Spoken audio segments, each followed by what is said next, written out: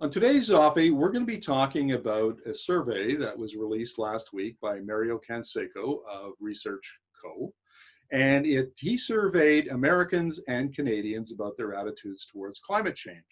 Now, for the last, I don't know how many years, surveys have been showing that Canadian support or belief in climate change or acceptance of the climate science, maybe is a better way to put it, has been growing, and there are fewer and fewer people who don't accept the science, who think climate change is a hoax or it's just related to or caused by natural causes.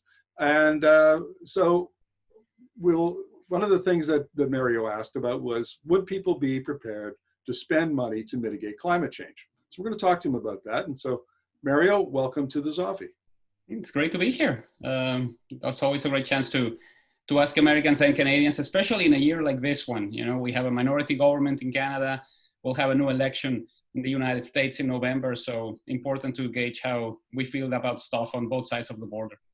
Yeah, exactly. And I think, you know, the last federal election we had in October, climate change, I think for the first time really was on the agenda. It was an important part of the campaign. All of the major parties had climate plans, though I suppose it may be generous to say that the Conservative Party of Canada had a plan per se.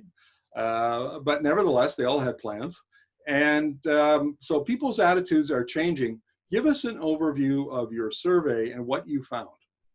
Well, one of the things that really caught my eye is when I first asked about global warming back in 2007, the number of climate skeptics, if you will, in the United States was significantly higher. It was around 30–40% who said this is a theory that hasn't been proven. The numbers in Canada were definitely lower. And what we see now is a situation where the views of Americans and Canadians are starting to coalesce. Now we have a majority of those in the United States who say that climate change is real and it's happening because of human activity, very close to the numbers that we have in Canada, but we still have a roughly somewhere between 15 and 20% of US residents who say that it's a theory that has not been proven. So we might look at those numbers and say, well, this is definitely not great. There's twice as many people in the US who believe climate change is a hoax compared to Canada. But when you go back to the numbers that we had back in 2007, 2008, it's definitely moving the needle, and there's fewer people who feel that way in the US. Yeah, one of the things that I've noticed about surveys like Abacus Data has been polling on climate change for quite a long time, and they've done some very detailed polling. And one of the things that comes through over and over again is that climate change has become part of that hyper-partisan tribal identity. And so what you find is that conservatives, as a rule, are less supportive than other political affiliations. And white male conservatives who are a little older, say over 55, are far and away the biggest laggards on climate change. Are those observations borne out by your data?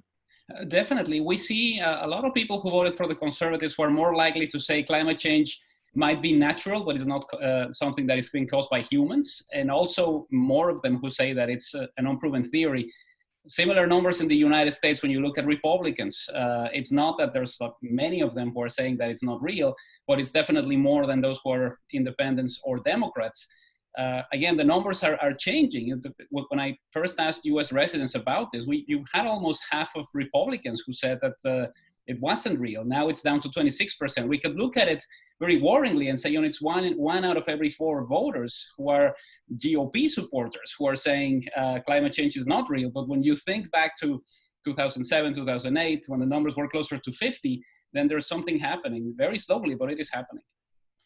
Yeah, I think this idea that everybody has to agree before we actually take action is the wrong way to look at this. I mean, if you spend any time on social media, you quickly find that there are just a certain percentage of people who are never going to get it, or maybe their identity is tied up in the hydrocarbon industry. Maybe they really just believe that oil and gas will be with us forever, and that we shouldn't use climate policies as a means to get off oil and gas. There's any number of reasons why people might not accept the climate science. And on Twitter, for instance, Dr. Gerald Kootenai from Ottawa he calls it climate brawl. That's his hashtag.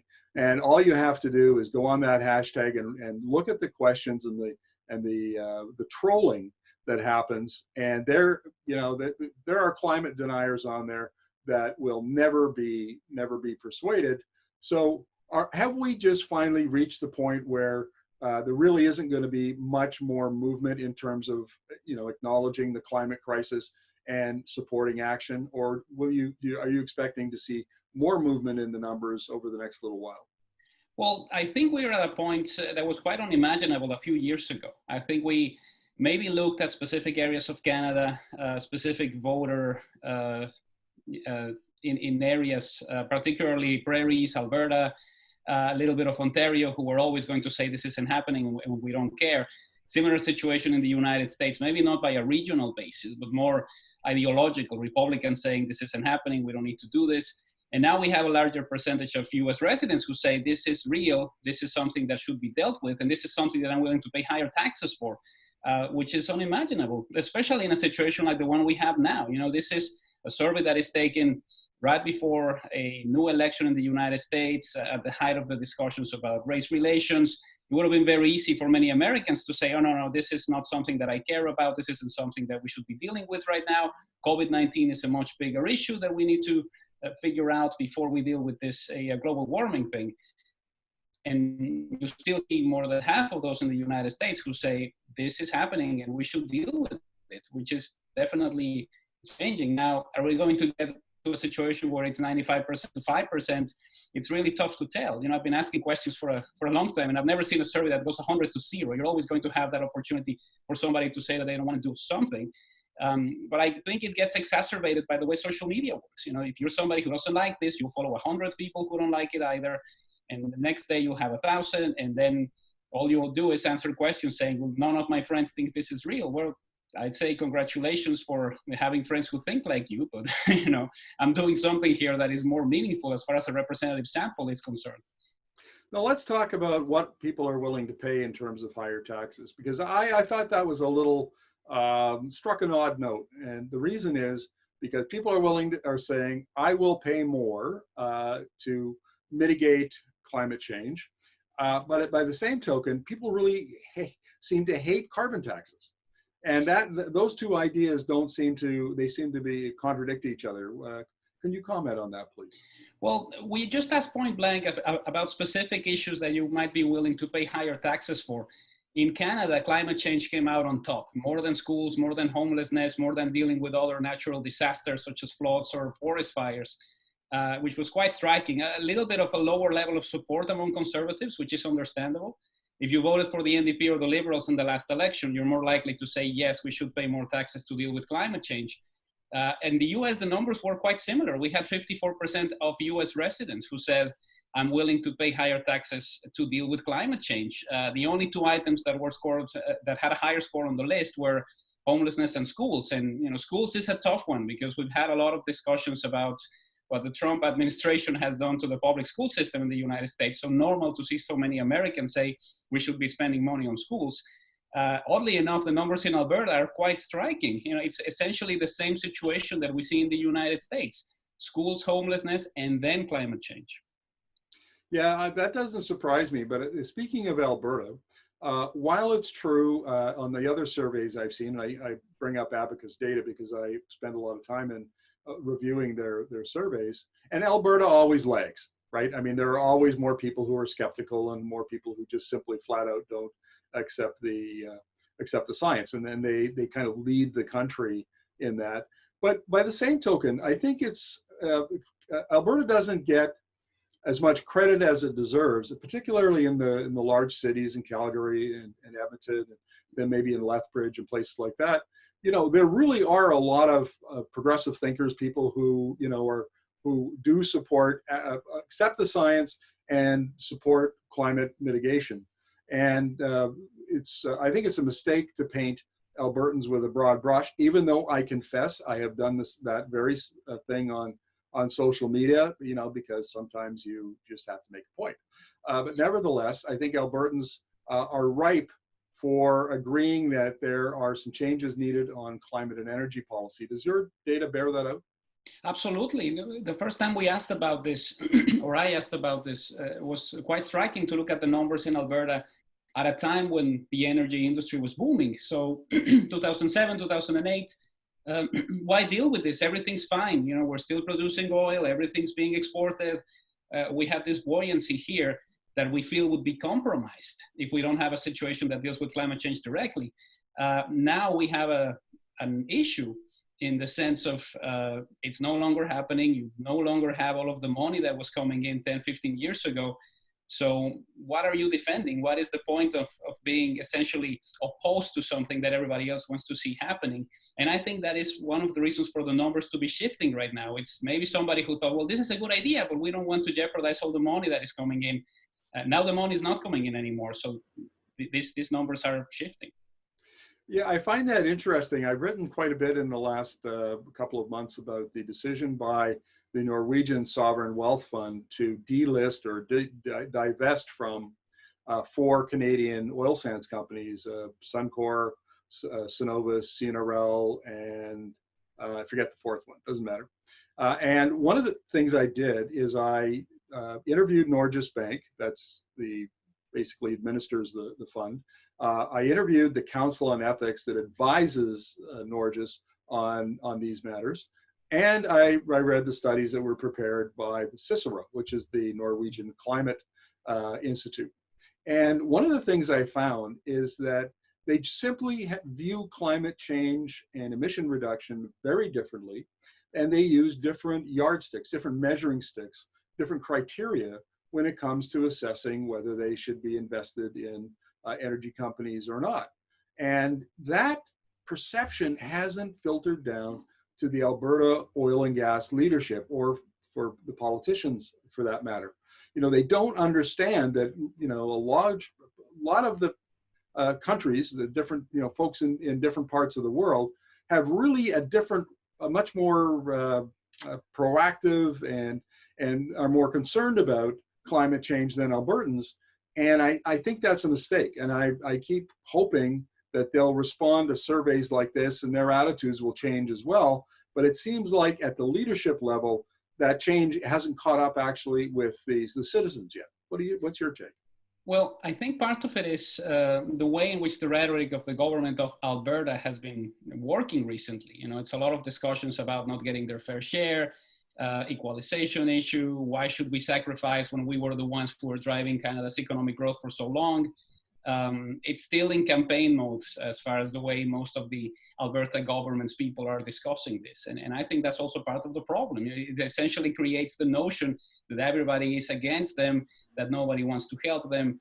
And it's not going to lead to a situation that is going to, you know, change the way things need to be changed. You know, part of the problem for me is the rhetoric. And I think we see it in some of the other polling that we've conducted. There's a reason for Alberta to be the lowest ranked province when it comes to handling COVID-19. It's not because of the numbers or the cases or the way in which this has been handled. It's about the style of Jason Kenney that really throws people off. That's very interesting. And speaking of Jason Kenney, let's talk about Donald Trump. We're essentially into the American election campaign now. I guess the official start is always after Labor Day, but you know, we're certainly engaged. And Trump's in trouble, and Trump is, you know, I don't know if I call him a climate denier. He kind of is all over the map on this, but certainly close enough. He's climate denier adjacent, let's put it that way. And many of his supporters, his base, I think would qualify as climate deniers, or pretty close to it.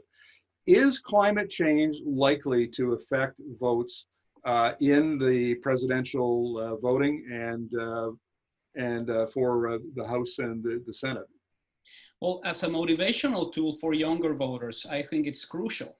We did a survey in the United States earlier this month, and the numbers on handling the environment are exceedingly high for Joe Biden, especially when you consider some other issues where Donald Trump does a little bit better. He does a little bit better as an economic manager, which is no surprise. Republican candidates do that. So back in 2012, we had Mitt Romney as a better economic manager than Barack Obama.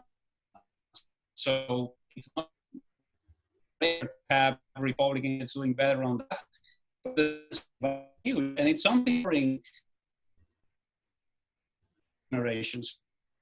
You the number of residents and voters who are concerned about climate change is highest with those who are 18 to 34 and those who are 35 to 54. So those are two key groups that the Democrats need to talk to, motivating them related to the environment to help bring those. Remember, this was decided by a handful of votes in Michigan and Wisconsin. You motivate those young voters who stayed at home back in 2016 because they didn't like Hillary Clinton. You're in the White House. Yeah, that's very interesting. So is there a regional breakdown on how American voters feel about climate issues? Like, do we see it in the big cities where the Democrats are stronger anyway? Or are we now seeing that in swing states like Wisconsin and maybe Michigan, places like that, where climate change has sort of climbed up the list of priorities for voters? Well, it's definitely an urban-rural divide. You know, part of the problem with the U.S. is the way in which the census targets are established. You have the West, and there's a very big difference between California and Arizona, for instance, on some of the issues. In the Midwest, it's definitely more of an urban-rural thing. And when you look back to the 2016 election, one of the keys here was for Donald Trump to be able to mitigate the success of Hillary Clinton and the Democrats in the urban areas. An area like Michigan, for instance, Detroit, Hillary Clinton wins with about 80% of the vote, which sounds fantastic. But you know, Barack Obama carried those counties with more than 90% of the vote. And if you start to get some of those votes in the urban areas down and you get your vote in the rural areas up, then you can win this. So motivating those urban voters is going to be crucial for the Democrats if they want to carry some of those states.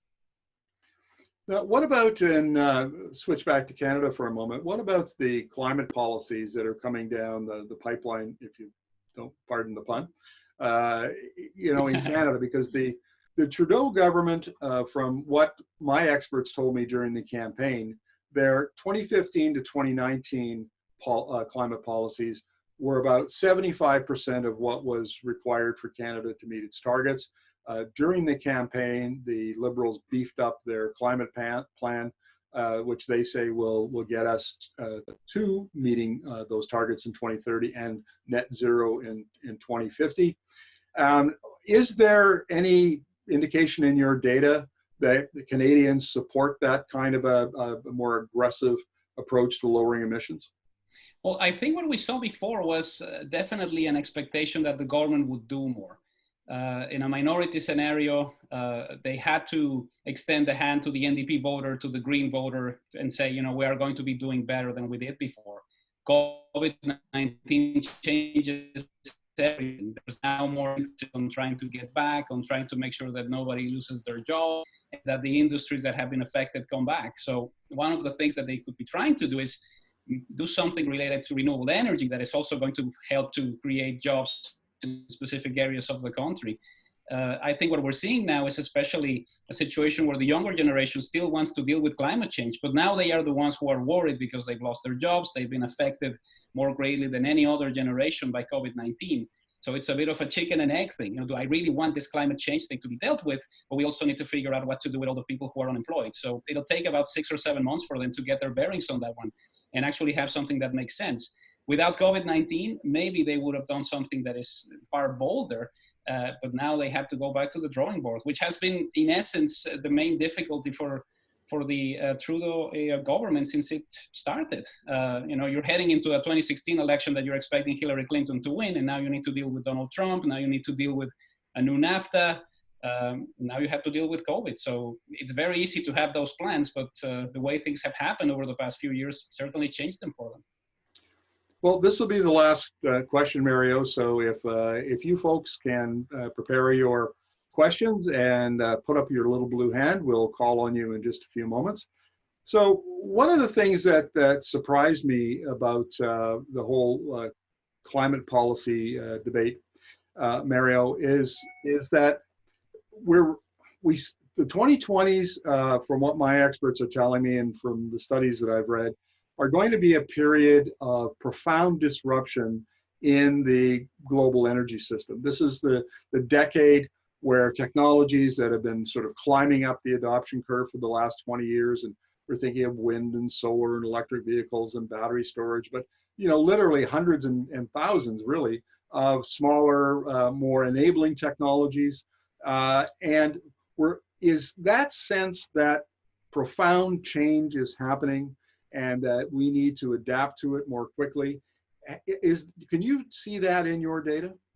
Absolutely. I think one of the issues that we've seen, especially over the past couple of years, has been the embracing renewable energy. Fewer people saying we need to continue relying on oil. Here in British Columbia, we have the initiative to move everything to an electric vehicle by 2040. And we still see a lot of people who are saying, I want to do this, but I'm waiting for the price to come down a little bit. And that was one of the main surprises of the survey that I conducted. There's an embrace. You want to do this, but right now, even with the rebates, even with everything that is going to be given back to you by levels of government, if you buy an electric vehicle, you're not going to be in the same situation. So it's almost, I think it's fair to compare it to when the DVDs first came out. Okay, this is very expensive. I'm going to wait for years until the DVDs are cheaper and the machines are cheaper, and then I'm going to do this. So I think there's an expectation from a consumer standpoint that 3 years from now, this is going to be a little bit easier than it was. But I think there's an expectation that this is the way to go as far as changing things, as far as solar panels. One of the things that the government could be trying to do is, we'll give you some sort of rebate if you retrofit your house, and that also employs people who need to do this. It'll be interesting to watch because it's not a situation where everybody's saying we need to continue relying on oil.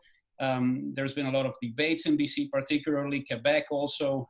Those are the two fundamentally environmentally friendly provinces in the country, and they're crucial for anybody who wants to win an election. So it's an important area that needs to be taken care of.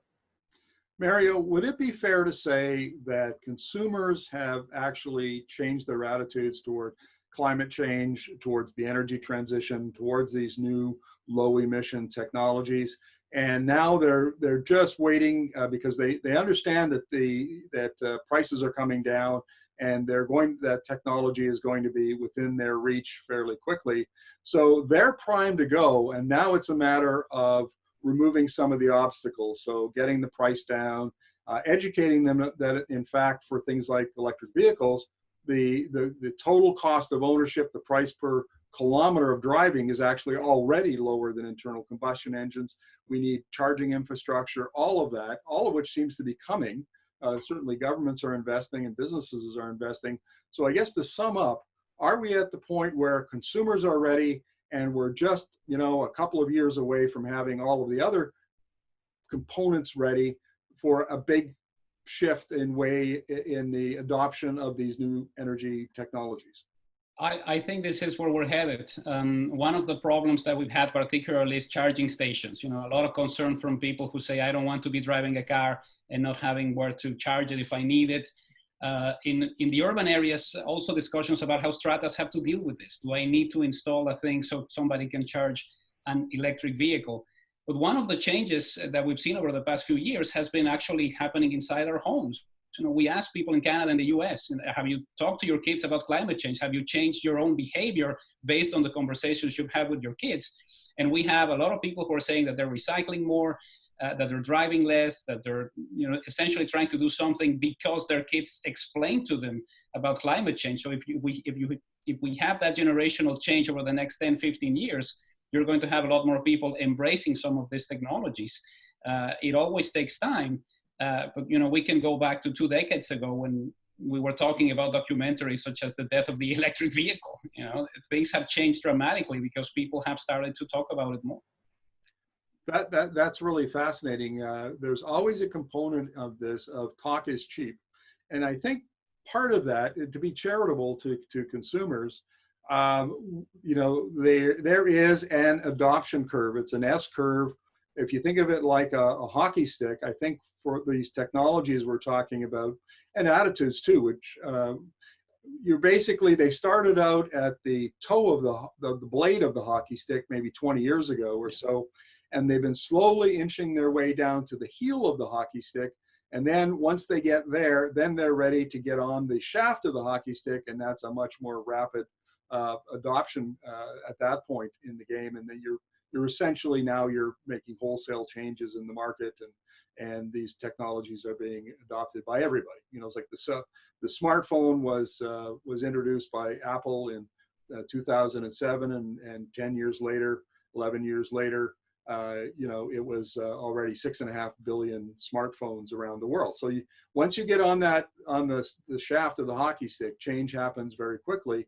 And I think there's a perception that we're right there. We're a year or two away from being on the shaft of that stick. So, well, Mario, those are all the questions that I've got, and I see our attendees this time are a little reticent. We haven't got any questions yet. So any other observations from your survey that we should talk about, but we haven't talked about? Well, one thing that we also wanted to ask is, it's very easy to just say, well, government should do more, government should do more. The level of support for corporations, individuals, consumers, and governments to deal with climate change is more than 50%. There's so many people who say we need to deal with the consequences of climate change in the future, but we also need to start doing something right now to mitigate what is happening. And that was an eye-opener for me as well. You know, there's always this opportunity when you ask people who should be working for things, and it's always the natural reaction to say it's a government thing, they should just be mandating something. Now we're moving into a situation where the US residents and Canadians are starting to essentially play a larger role in figuring out that they also have to do their part. And to me, that was important. You know, back in 2007, 2008, it was always, well, government should deal with this, deal with emissions. I don't want to change the way I do things. I'm not ready to make any sacrifices. I'm not ready to take shorter showers. And now it's starting to move to the other side. So we're all in it, you know, corporations, individuals, and also governments. Well, we've got a couple questions now. So Brian Wincherick, if you could unmute your mic and ask your question, please. Well, you were right about the kids, the children motivating their parents. About a year ago, we were in the grocery store and I picked up a carton of eggs in styrofoam. And my 10-year-old said, Dad, you shouldn't be buying that. You should be, because they have the ones in the carton, the cardboard. He said, you should be buying those. And also the ones here in the carton from eggs in Peace River. And that's the last time we bought eggs in a styrofoam package was over a year ago. And we also now, we make our own yogurt because again, every time we do every 2 days I make yogurt. And that means we're not buying a plastic container anymore. And that was, again, brought on by my kids. They're 11 and 12 now. So, and that makes and you're right, it does make a change. Now, how is it now? In the States, do you see that happening a lot too when you do your surveys? Yeah, the numbers are quite similar. When we ask people about the influence of their children in changing their own behavior, the numbers are quite similar in the US and in Canada. So, you know, I guess what we're looking at now is inside the family structure, there's not going to be that ideological divide. You know, the kid is going to say something, you're going to listen to it, you'll decide if you want to do it or not. You know, part of this was brought upon by the situation that we had over the past summer with Greta Thunberg. Okay, here's this person, she's a climate activist, she's doing this, she's being maligned by those who don't like what she's saying. She's being admired by those who feel that she's on the right track. Are we having those micro conversations inside our households? And it's definitely happening, particularly when it comes to recycling, driving less, making some of those changes to your own lifestyle that are going to be better for the earth. And you know, I was expecting the numbers to be quite different. I thought, well, maybe half of Canadians will do something and only 1 out of 4 Americans will say that their kids influence them in the same way, but the numbers were quite similar. So that was a nice surprise. Mario, I've got a question for you about public conversations. I mean, we see this all the time where an issue, you know, sort of gestates for, you know, years and years, maybe even decades, and then its time arrives and it sort of lands at the top of the public priority list, and it's, you know, stays there until, you know, something is done about it. Might be, you know, for instance, marriage equality I think would be a good issue or illustration of that. And are we seeing that sort of thing with climate change, where this is now a structural shift and the conversation isn't going to go away, and governments are going to have to act, corporations are going to have to act, and so on, because it just, we can't go back. We can't go backwards. We have to go forwards. Well, the numbers are starting to move. I think, you know, when you look back at some of the crucial discussions that we've had historically as a country, not only here, but also in the US, some structural changes that our generation or younger generations look at as being obvious took a while. You know, I'm a big fan of polling from the US, of course, and, you know, this is what I do for a living. And one of the graphics that I really enjoy is looking at the numbers from the Gallup Corporation on interracial marriage. And the first time they asked it in 1944, and only 10% saying it was okay. And the last time they asked it in 1980 something, and only 5% saying it was wrong. It takes a long time for those changes to happen. But it's interesting to watch the needle move as they go on. Like when I first asked about same-sex marriage in the US, it was almost 40% saying yes, and it started to climb up to 45, 50, 55, 60, 70, and then it became an issue that could no longer be ignored by governments or by the Supreme Court. And, you know, that's the essence. And I think that is something that is happening here, especially looking at the US numbers. You know, it's starting to climb. It's starting to become something that is more palatable for those who maybe 6 or 7 years ago didn't want to see it happening. And I mean, ultimately, we reach a situation where everybody's on board and we're starting to act very differently, not only demanding more of our own politicians, but also doing something differently ourselves. We'll be on the right track. Jason Wang, if you can unmute your mic and ask your question, please. Yeah, hi. Thanks for having me here too. So my question is sort of coming from where I sit right now in academia, looking at energy transition models, looking at climate forecasts. And overall, I would say the science is quite clear that our current actions are perhaps off by at least one order of magnitude in terms of policy ambition, as policymakers like to say. I'm curious, in your polling, what your sense, or if you have the data, I guess, what the sense of how urgent people feel this issue of global warming is. You said, obviously people recognize that it is an issue, but I think even for people who realize that, there's still quite a large range of people who see this as an issue for right now or, you know, last decade versus people who still are more optimistic, I'd say. Well, there is a sense of urgency. I see it a little bit more in Canada. We had 62% of Canadians who said global warming is a major crisis. The number dropped to 51% in the US. It's still a majority, but it's a little bit lower. When you look at the numbers Canada-wide, the biggest problem is Alberta. There's 17% of Albertans who say this is not a crisis at all. It's a big number. It's 1 out of 6 who are saying, no, there's no need, there's no urgency. We don't need to be doing this anymore. And I think that's the area that needs to really shift. It's almost like asking about the monarchy. If you leave Quebec out of a national survey, support for the monarchy is huge. You put Quebec in and it drops drastically. And I think we see the same situation in Alberta when it comes to climate change. There's not a lot, not a majority, but certainly more than in other parts of the country who are saying there is no sense of urgency on this one, whereas the rest of the country is saying we need to act and we need to act soon.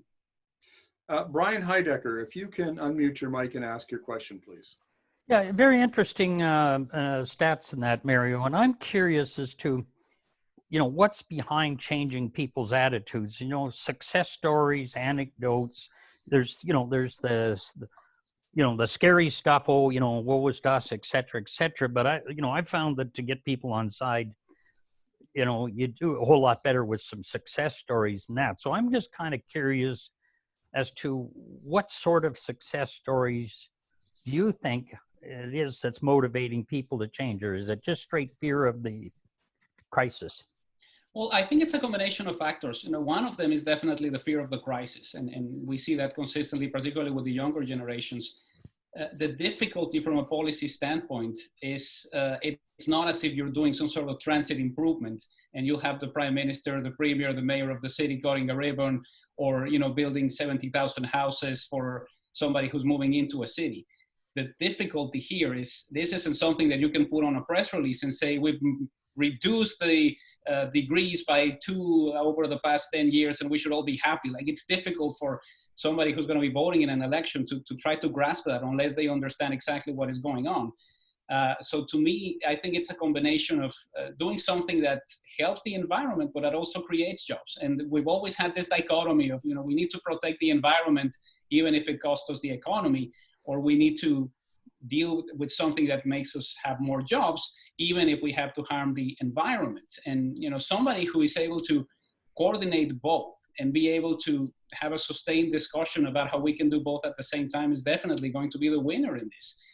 It's difficult because of the way in which the two major parties have been handling this. Conservatives saying we don't need to do anything at this point, and the Liberals saying, rewards will come someday into the future. That isn't going to be motivating voters over 55 who are more likely to go with the Conservatives if they don't know what is happening at the end of the year. So it's a tough one, but I don't think you can just do this in the sense of, I'm an academic and this is what I think is happening.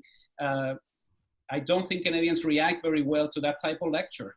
We have Michael Ignatieff as a great example of how that just doesn't work.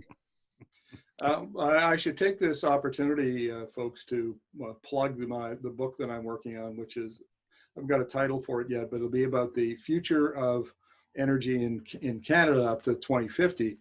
And on the work I've done so far, I think that in each one of the big sectors that I'll be dealing with, like hydrocarbons, power generation and distribution, there are things that we can do to make this shift over to the energy transition and towards a net zero economy. And the key thing that surprised me is how many economic opportunities, how many investment opportunities, jobs creation, business growth there are tied to the energy transition. We can actually make our economy lower emission, cleaner, more environmentally sustainable while creating more jobs and better jobs. And I think that part of the narrative, the positive part that Brian was talking about, from my point of view, is really critical, and we need to do a lot more of it. So now, Dave Juice, if you could unmute your mic and ask your question, please. Sure. Hey, Mario, how are you? Thanks for coming to talk to us.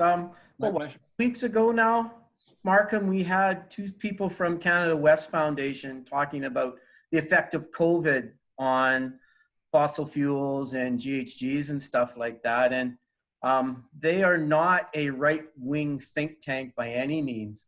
But what came out of them, this is my interpretation, is despite the draconian effects of C-19 on economy, travel, a whole bunch of things, we have a long, long way to go to get anywhere near Paris targets.